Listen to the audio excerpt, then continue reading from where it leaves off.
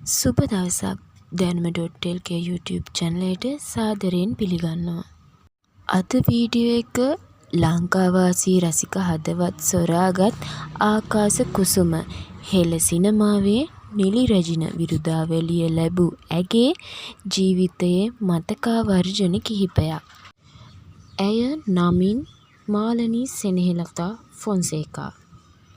Video එකට යන්න කලින් මට ඔයාලගෙන් පුංචි ඉල්ලීමක් කරන්න තියෙනවා. ඔයාලා තාම මාව සබ්ස්ක්‍රයිබ් කරලා නැත්නම් දැන්ම සබ්ස්ක්‍රයිබ් කරලා බෙල් අයිකන් එක ටච් කරලා තියාගන්න. මම වීඩියෝ එකක් දාපු ගමන් නොටිෆිකේෂන් එකක් ඔයාලට ගෙන්න ගන්න පුළුවන්. වන්නිලාගේ ගිල්බර්ට් ෆොන්සේකා සහ සීලවතී ෆොන්සේකා යන අයට දාව දරුවන් 11 දෙනෙකුගෙන් යුත් පවුලේ තුන්වෙනි දරුවා ලෙස 1947 අප්‍රේල් 30 වෙනිදා කැලණිය පෑලියගොඩදී ඇය උපත ලැබුවා. සුකාලීනව පදිංචිය වෙනස් කළ ඔවුන් නුගේගොඩ ජම්බුගස් මුල්ලට පදිංචියට ගිය අතර 1952 මාලනිය ඇගේ අධ්‍යාපන කටයුතු සඳහා සාන්ත ජෝන් විද්‍යාලයට ඇතුළත් වුණා.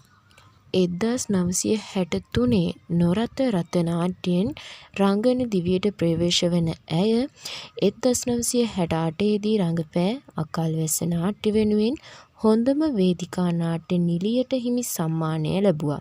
වේදිකා නාට්‍ය 14ක් සඳහා ඇගේ රංගනය ඇය එක් කළා. 1968 තිස්ස ලියනසූරියගේ පුංචි බබා චිත්‍රපටයෙන් ඈ සිනමාවට පිවිසි අතර දහසක් සිතුවිලි ආදරවන්තයෝ අබුද්දස්ස කාලේ යන චිත්‍රපටවලටත් එම වසරේම ඇගේ රංගන දායකත්වය දැක්වුවා.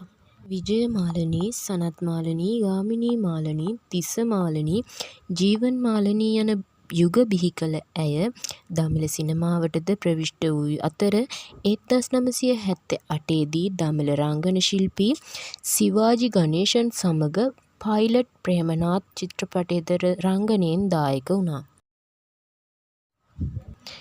ඇය චිත්‍රපට 140කට පමණ රංගනයෙන් දායක වී ඇති අතර විදේශීය චිත්‍රපටද ඒ අතර වෙනවා. ඇගේ සාර්ථකම චිත්‍රපටයක් ලෙස වෑකන්ද වලව්ව, නිධානය, දැන් එයා ලොකු ළමයෙක්, සිරිපාල හා රන්මැණිකා, බඹරු ඇවිත් යන චිත්‍රපට හඳුන්වා දෙන්න පුළුවන්. මේ අතර ඇය අධ්‍යක්ෂණය කර නිෂ්පාදනය කළ චිත්‍රපටයක් ලෙස 1984 සසර චේතනා හඳුන්වා දෙන්න පුළුවන්.